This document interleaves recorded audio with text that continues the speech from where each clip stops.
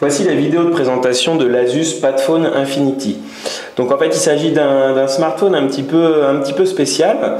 Donc là a priori on a affaire à un smartphone tout ce qu'il y a de plus classique. Donc on a une dalle de 5 pouces. Le produit est assez élégant.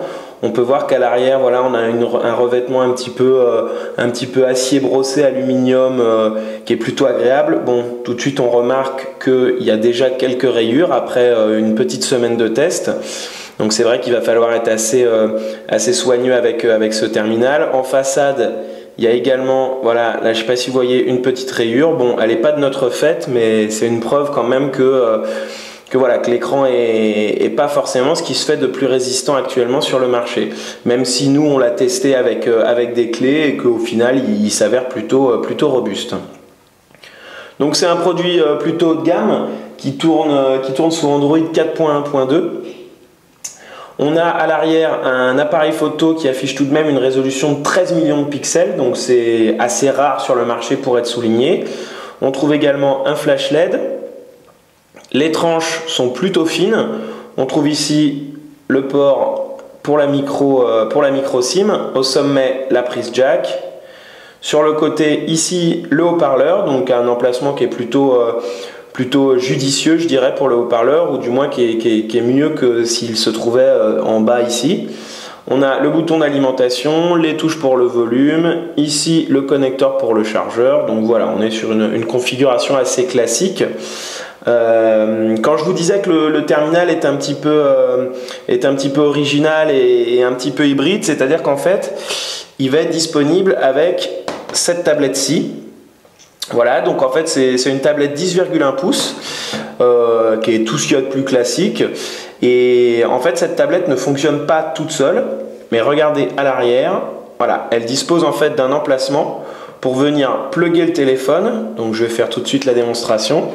Voilà, j'intègre le téléphone, j'ai une petite vibration qui me dit que le téléphone est bien intégré. Là, on va repasser en mode paysage, je vais déverrouiller et en fait voilà, je me retrouve donc avec une tablette de 10 pouces avec a priori toutes les applications qui sont sur mon smartphone. Elles sont là accessibles, donc c'est vraiment, vous voyez, on retrouve l'interface Android classique. Ici il n'y a pas de surcouche logicielle ajoutée par Asus. Donc voilà, donc en fait c'est juste un support qui permet de jouir d'un écran plus grand. Donc ça se destine essentiellement aux utilisateurs qui n'ont pas encore de tablette, qui n'ont pas encore passé le pas de la tablette, qui veulent un smartphone mais qui se disent aussi que de temps en temps ils aimeraient bien avoir une diagonale un peu plus grande que 5 pouces, notamment pour regarder de la vidéo, pour surfer sur internet. Donc voilà, donc c'est assez sympa. Petit reproche tout de même, c'est-à-dire que quand j'enlève le smartphone, voilà, ma tablette ne me sert plus à rien, c'est-à-dire qu'elle est complètement dépendante du smartphone. Donc c'est un petit peu dommage, d'autant que la tablette est quand même commercialisée assez cher. C'est-à-dire que le smartphone tout seul se trouve aux environs de 500 € hors pack. En revanche, dès qu'on veut avoir le pack avec la tablette, il faudra compter un petit peu moins de 800 €. Donc ça fait un petit peu cher pour un accessoire qui au final ne fonctionne pas tout seul. Donc on va s'attarder essentiellement sur le smartphone et délaisser un petit peu la tablette, étant donné que, comme je vous ai dit, on retrouve exactement les mêmes applications. Donc voilà, donc je vous disais Android 4.1. Alors je reviens juste en arrière, je vais juste mettre un petit peu plus de luminosité, voilà. Donc voilà, donc Android 4.1.2. Pas de surcouche logicielle, donc vraiment un environnement très familier avec les menus déroulants. Ici, voilà, pour les différentes notifications. Ici, le menu classique. Donc c'est assez fluide, hein. En termes de processeur, on est sur un Qualcomm Snapdragon 600 qui dispose de 4 cœurs et une cadence de 1,7 GHz. Donc c'est plutôt correct. On a quand même constaté lors de notre test quelques légers temps de latence dans le chargement des applications, dans le défilement des menus, et c'est vrai que ce phénomène en fait de ralentissement est accentué dès qu'on raccorde le terminal à la tablette. C'est-à-dire que la navigation sur la tablette est un petit peu plus lente que sur le smartphone. Mais bon, ça reste assez correct, les résultats lors des benchmarks sont plutôt convaincants. Donc je vous disais, on a un écran 5 pouces qui est vraiment très agréable. qui va permettre notamment de regarder des vidéos ou de prendre des photos. Donc on va aller faire un petit tour du côté de l'appareil photo qui doit se trouver quelque part par là. Voilà. Donc comme je vous disais, on est sur un capteur 13 millions de pixels, très convaincant, vraiment. On a été vraiment satisfait par la qualité des photos, le niveau de détail. On peut zoomer sans problème. Franchement, c'est vraiment assez sympathique. Que ce soit en intérieur ou en extérieur, pardon, le niveau de détail est impressionnant. L'autofocus fait un très beau travail. On peut voir que les couleurs là à l'écran sont bien respectées. Une fois les photos transférées sur l'ordinateur, il y a toujours cet éclat, vraiment des couleurs lumineuses. Donc c'est vraiment très agréable. On a affaire à un capteur vraiment performant qui s'accompagne d'un flash LED qui lui est, je vais dire, il peut rendre quelques services en intérieur. Après c'est vrai que ça reste plus un gadget qu'autre chose. En termes de vidéo, on est sur une résolution 1080p, donc qui est vraiment très agréable. Les films sont d'une grande fluidité, avec une bonne définition. En termes de réglage, on a vraiment tout ce qui se fait de mieux. Donc ici, vous voyez, je vais ajuster la résolution. J'ai même un mode slow motion avec 2 résolutions disponibles. Donc ce qui est assez sympathique, notamment pour prendre des vidéos de sujets en mouvement. Voilà, je vais retrouver des effets, différents effets à appliquer. Et si je vais faire un tour dans les photos, voilà, je retrouve vraiment toute la panoplie habituelle de réglage. Voilà, je règle les ISO, je mets des retardateurs et tout ça. Donc c'est vraiment une fonction très complète et c'est un petit peu le point fort de ce terminal.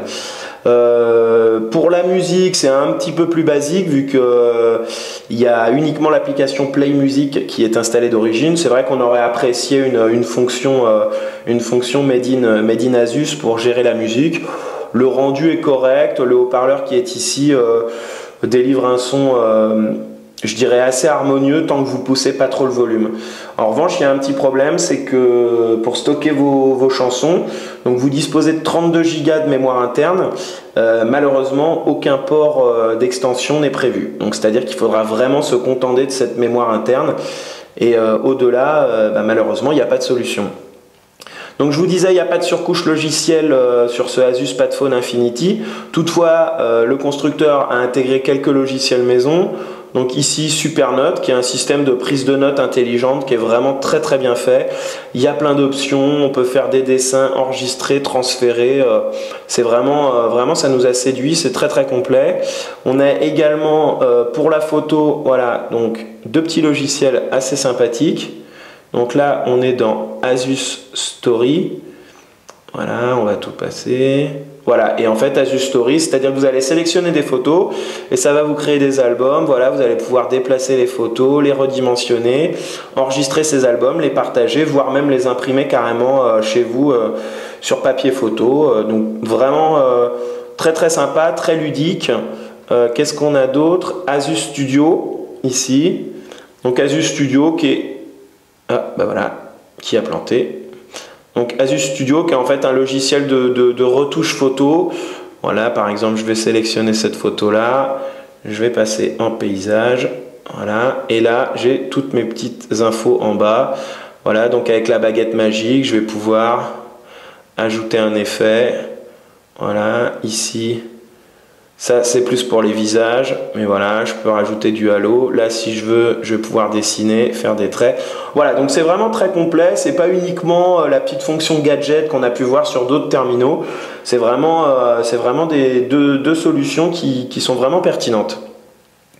Donc pour le reste, en termes d'autonomie, le produit intègre une batterie 2400 mAh.